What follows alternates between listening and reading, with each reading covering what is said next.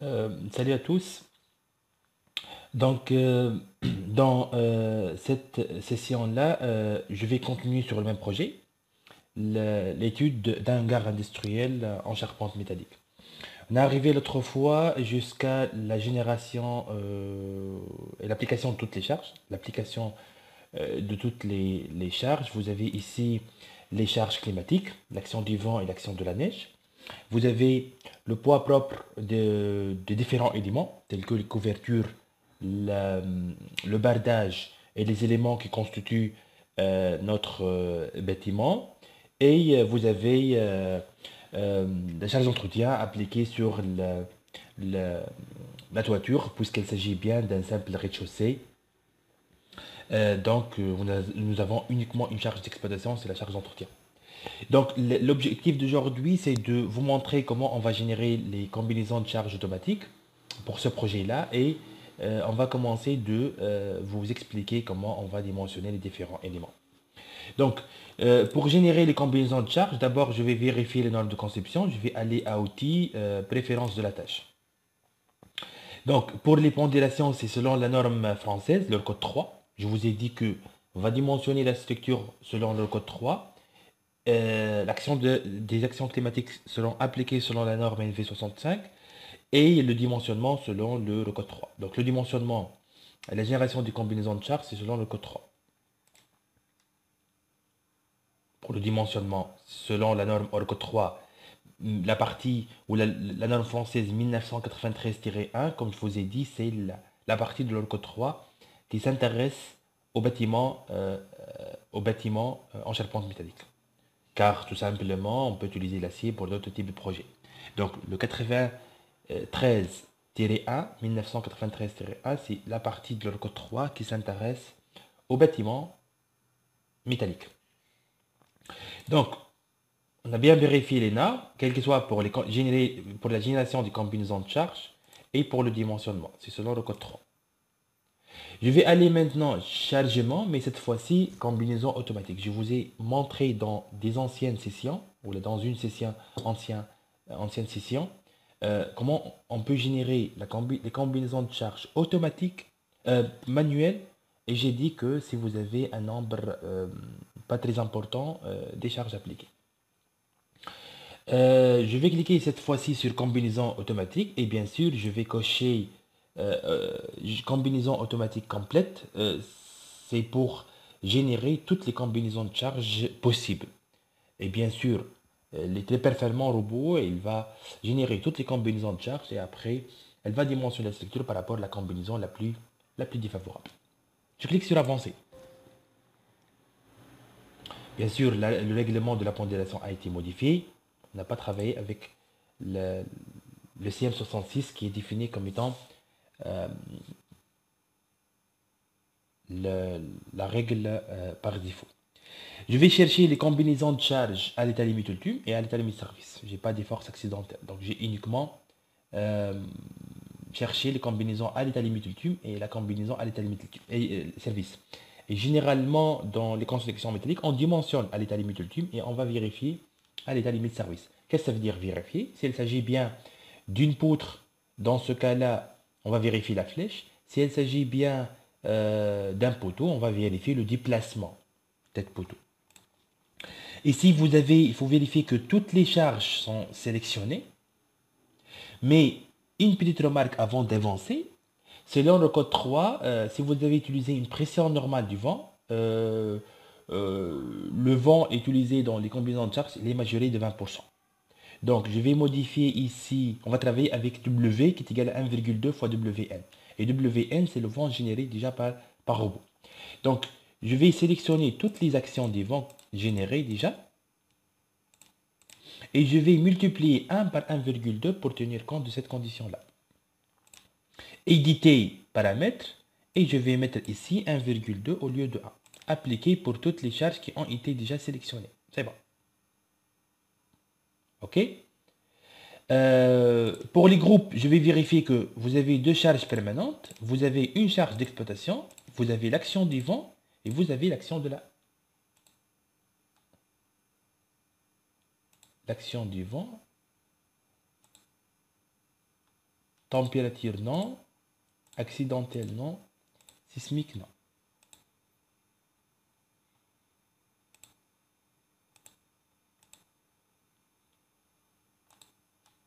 Ok, je reviens ici, charge d'entretien, point propre. Ok, dans ce projet-là, on a considéré... Ah ok, dans ce projet-là, ah oui, le projet déjà sur lequel on travaille maintenant, c'est le projet dans lequel on a considéré uniquement l'action du vent. Très bien. Donc l'action du vent uniquement comme charge climatique, les charges permanentes et les charges d'entretien. Je suis d'accord. Parce que dans une autre session, j'ai généré aussi, je vous ai montré comment on génère pour le modèle 3D l'action de la neige. Mais c'est pas ça. C'est pas le présent projet. Ok, les groupes. Donc, j'ai vérifié, vous avez deux charges permanentes, vous avez une charge d'exposition, c'est la charge d'entretien, vous avez l'action du vent. Dans relation, la charge permanente, c'est avec et, entre parenthèses ici et, je vais déplacer ça à droite pour les considérer. Pour la charge d'exposition, j'ai uniquement une seule, mais je vais mettre où. Je vais déplacer ça à droite. Pour l'action du vent, bien sûr, c'est avec ou exclusif, un seul cas. Un seul vent à considérer. C'est avec ou exclusif. Et après, je vais cliquer sur générer. Et comme ça, j'ai généré toutes les combinaisons de charges.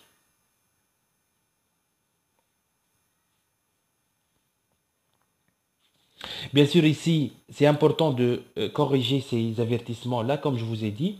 Le passage d'un modèle 2D vers un modèle en 3D, euh, les degrés de liberté changent, donc il faut faire attention. Comment on peut corriger ça? On peut corriger ça en revenant sur les relâchements déjà créés et vérifier bien les directions relâchées. Sinon, pour stabiliser des normes, on peut ajouter des croix et des poutres vent. Regardez maintenant, toutes les combinaisons de charges ont été générées, quel que soit à l'état limite ultime enveloppé dans 15 et à l'état limite service enveloppé dans 18. 15 pour l'ensemble des combinaisons de charges à l'état limite ultime et 18, c'est l'ensemble des combinaisons de charges à l'état limite service. J'ai pas besoin maintenant d'afficher la répartition de charges parce que j'ai vérifié et c'est confirmé. Je reviens à attribut et dans charge, je vais décocher la répartition de la charge. Très bien. Pour le dimensionnement, je vais aller dimensionnement des barres en acier et je reviens toujours à cette interface-là sur laquelle j'ai parlé dans une définition générale. Bien sûr, ici, on doit mettre à jour les familles qui ont été déjà sélectionnées. Regardez par exemple ici le poteau, parce que j'ai créé des familles lorsque le modèle était en 2D. Maintenant, le modèle il est en 3D. Regardez maintenant, je vais sélectionner la liste déjà définie des poteaux.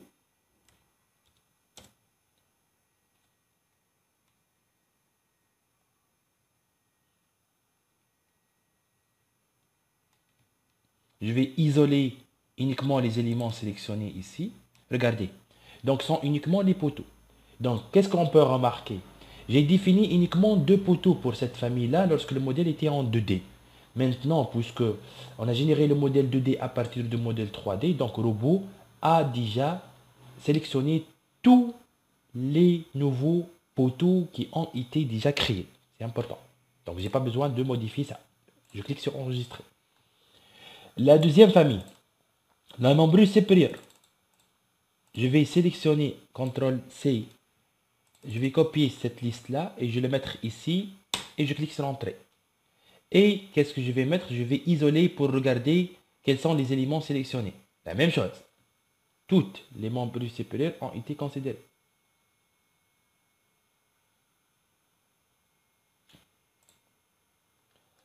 La même chose pour la membrure inférieure sûrement, la même chose pour les diagonales et la même chose pour les montants. Donc, ici, c'est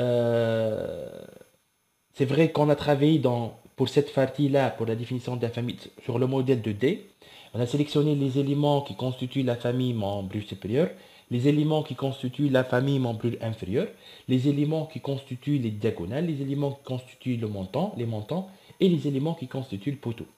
Mais, lorsqu'on a généré le modèle 3D, ces familles-là ont été mises à jour automatiquement et correctes. Je vais ajouter une sixième famille qui s'appelle les éléments de contreventement.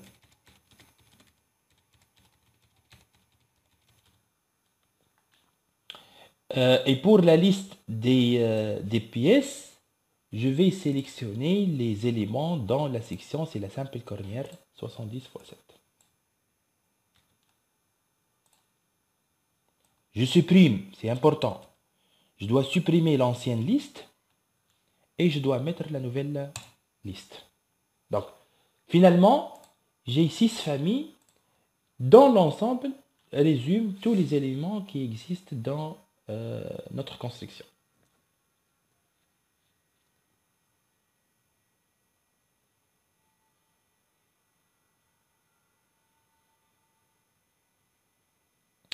Ok. Avant de commencer le dimensionnement, je reviens ici et je vais bien sûr chercher la liste déjà créée des poteaux. Regardez ici, je clique 2 fois sur robot et voici la fiche qui a été déjà préparée l'autre fois dans la modélisation en 2D. Je vais rien modifier, je vais rien modifier, c'est correct. Et je vais sélectionner cette fiche-là, je vais l'affecter au poteau, à la liste des pièces du poteau. Donc le poteau, c'est un élément de 170. Et je vais sélectionner ici la liste considérée en cliquant sur appliquer, ces paramètres-là ont été déjà affectés au poteau considéré. Ok? Bien sûr, c'est la même démarche à effectuer pour n'importe quel élément. Dans notre structure, c'est la même démarche. Création d'une famille sous le nom de l'ensemble de l'élément et on va sélectionner tous les éléments qui constituent cette famille-là. On va travailler dans le type de barre acier aluminium pour définir les coefficients de flambement et de déversement et pour préparer les conditions et les vérifications nécessaires. Après, on revient ici pour le dimensionner. Puisque j'ai travaillé sur le poteau, j'ai affecté les paramètres à l'ensemble des poteaux, des éléments qui constituent la famille poteau. Je reviens ici et je vais dimensionner la famille. Quelle famille? Je vais travailler sur les poteaux uniquement puisque la fiche a été préparée et je suis sûr. Pour la combinaison, bien sûr pour le dimensionnement, c'est fait à l'état limite tube. Je sélectionne ici les combinaisons. On ne dimensionne pas par rapport à l'état limite, les cas simples. Juste l'autre fois, je vous ai montré un exemple pour la démarche. Cette fois-ci, on va travailler comme étant avec une méthode professionnelle et pour vous montrer la démarche correcte et réelle. Je vais sélectionner uniquement le 15 parce que dans 15, vous avez toutes les combinaisons de charge à l'état limite ultime. Ou bien sélectionner 15 et cliquer sur les deux flèches pour faire monter 5 ainsi, ou bien tout simplement, il suffit de taper ici 15. C'est kiff kiff. Le calcul a été lancé, c'est bon. Je vais lancer le calcul ici. Et regardez qu'est-ce qu'elle va afficher robot comme résultat. Qu'est-ce qu'il dit? Il dit que, bon, on a proposé IPE 270. C'est juste une proposition. C'est juste une proposition. Regardez qu'est-ce qu'il dit ici, robot. Le IPE 330, c'est insuffisant. Vous n'avez pas besoin de le vérifier. Le profilé correct, il s'agit bien d'un IPE 360. Et le profilé surdimensionné, si vous allez essayer avec l'IPE 400, c'est surdimensionné. Je vais cliquer ici sur IPE 360 qui est le profilé correct. Vous avez trouvé ici toutes les vérifications nécessaires. Les conditions de résistance et le contrôle de flambement et de déversement. Regardez ici, vous avez changé. C'est-à-dire quoi? changer la famille en affectant le nouveau profilé. Cette opération peut modifier, bien sûr, le poids propre de la structure, elle va changer, bien sûr. Maintenant, tous les poteaux sont des IPE 360. Je lance le calcul de nouveau.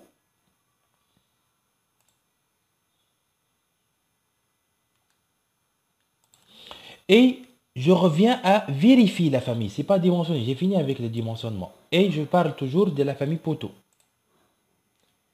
On va trouver que c'est vérifié, bien sûr.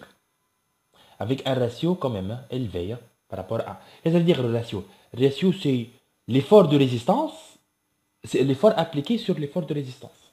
Donc c'est 90%, pratiquement. Mais c'est pas tout.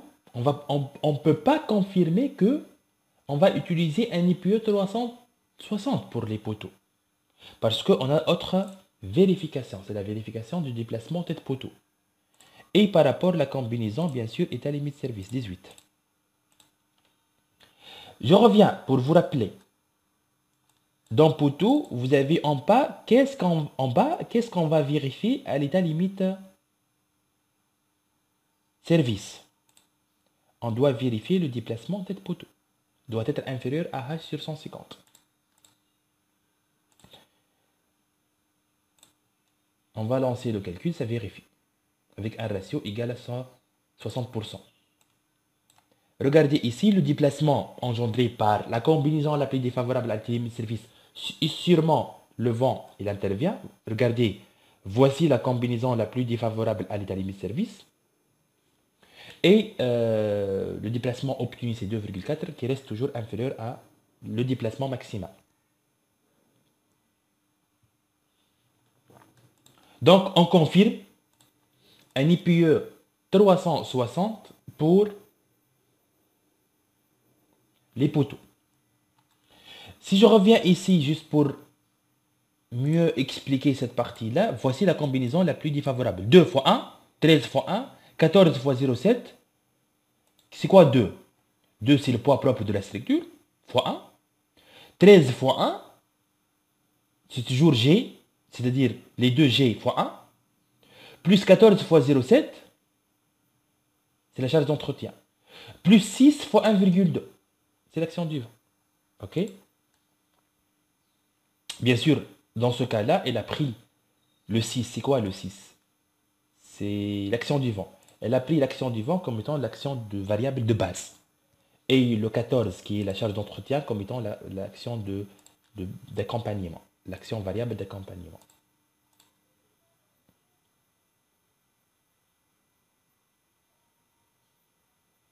OK. Je vais maintenant travailler sur la membrure supérieure. Sur la membrure supérieure. Je vais créer une nouvelle fiche qui s'appelle membrure supérieure.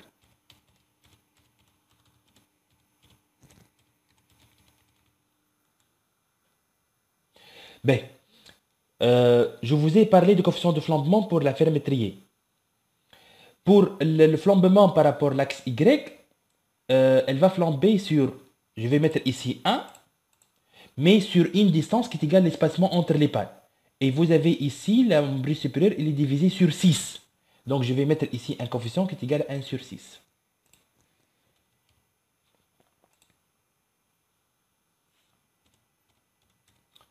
« 0,167. Donc, ici, je dois mettre 0,167. Qu'est-ce que ça veut dire?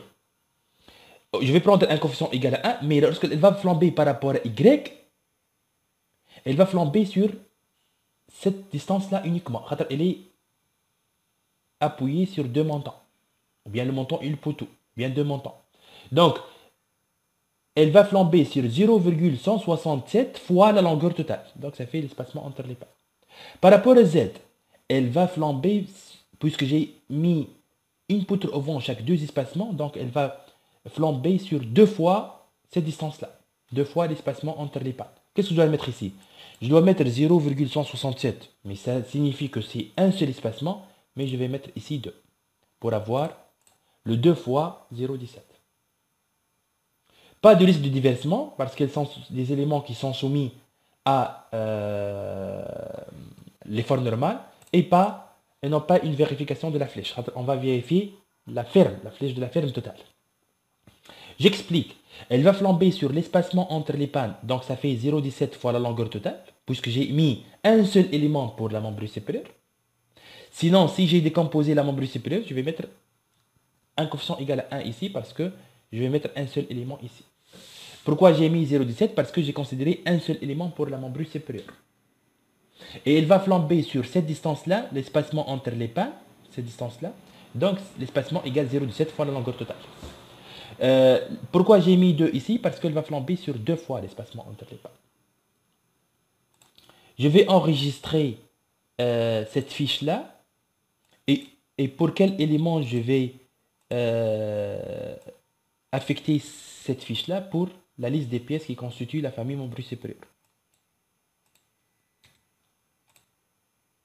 Ok. Je vais créer une nouvelle fiche pour la membrure inférieure.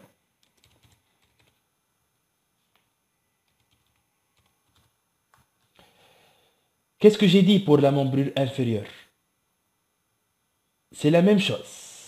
Elle va flamber par rapport à Y sur l'espacement entre les pannes. Je vais garder la même chose.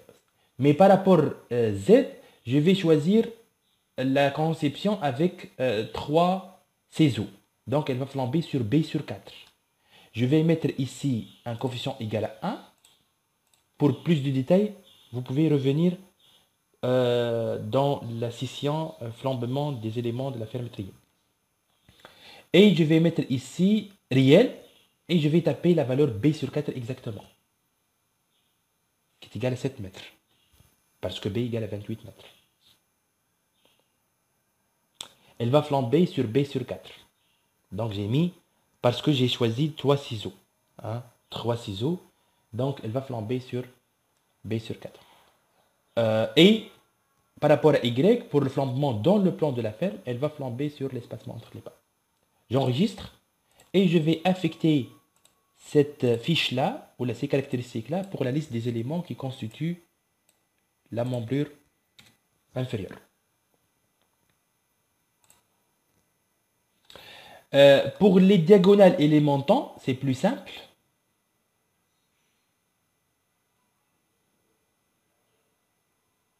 Ah, pardon. C'est 0,09 fois L0. Hein. Je dois mettre ici 0,9. J'ai oublié. Enregistrer. Et pour la membrure supérieure, la même chose. Par rapport à Y, c'est 0,9 fois L0. Ok. Je vais créer une nouvelle fiche pour montant et diagonale.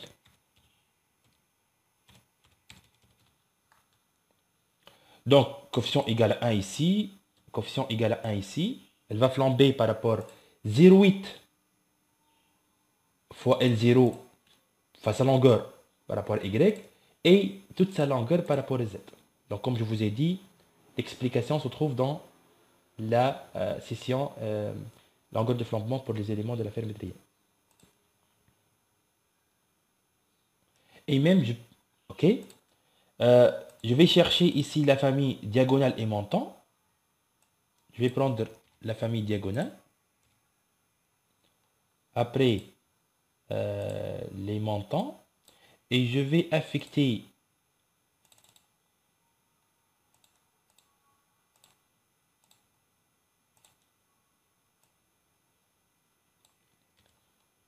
ces caractéristiques-là pour la liste des barres qui constituent les deux familles.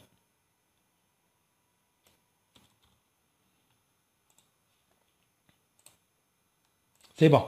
Je reviens ici. Et maintenant, je vais vérifier poteau, montant, membrure supérieure, membrure inférieure, diagonale. Ces familles-là, les paramètres ont été déjà créés. Et à l'état limite ultime. Vérifier. Qu'est-ce que ça veut dire vérifier? Est-ce que ça vérifie ou non? Elle ne va pas proposer des sections. Elle ne va pas proposer des sections. Regardez maintenant, toutes les familles sont vérifiées, uniquement les montants.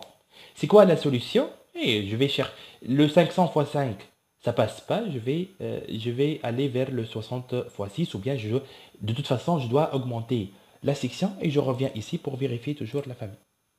Pourquoi il ne propose pas ici? Parce que j'ai fait d'une part vérifier et d'autre part choisis pour les éléments choisis pour les éléments de la ferme sont du double cornière reconstitués. Dans ce cas-là, je dois construire une nouvelle section affectée à cette famille-là et le vérifier encore une fois.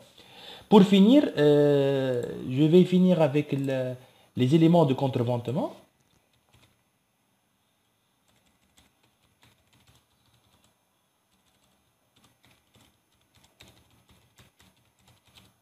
Éléments de contreventement.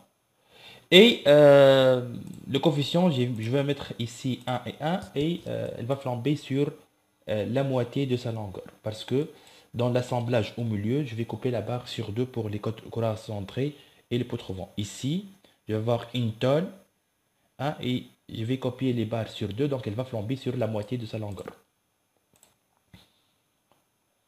Et je vais affecter ces caractéristiques-là pour la famille, les éléments qui constituent les éléments de contreventement.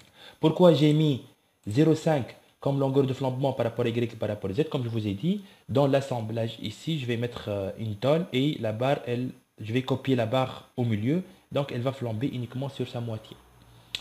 Et je vais dimensionner, parce qu'il s'agit bien d'une simple cornière, des éléments de contreventement. Dans ce cas-là, c'est vérifié. C'est vérifié le double cornière 60 fois 5. 70 fois 5, c'est la section qui vérifie. Et puisque ce n'est pas la section choisie, je vais cliquer sur changer. Et la section pour les éléments de contreventement a été changée. Je lance le calcul de nouveau.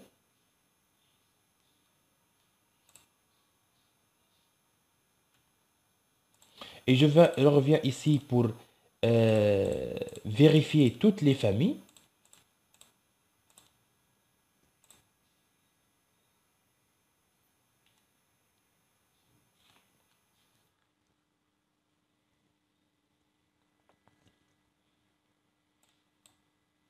Sont tous vérifiés, uniquement comme je vous ai dit le montant, c'est pas vérifié. Dans ce cas-là, je dois définir une nouvelle section et je dois le vérifier. J'espère que j'ai bien expliqué cette partie-là, car c'est la partie la plus importante. Et ça vous permet de dimensionner et terminer les profils exacts pour chaque famille et pour tous les éléments de votre construction. J'explique une dernière fois, pour ce cas-là, j'ai pas l'option de changer parce que pour la simple raison, ce sont des profilés reconstitués, composés. Donc, je dois définir une nouvelle section et je dois le vérifier. OK? Je vous remercie.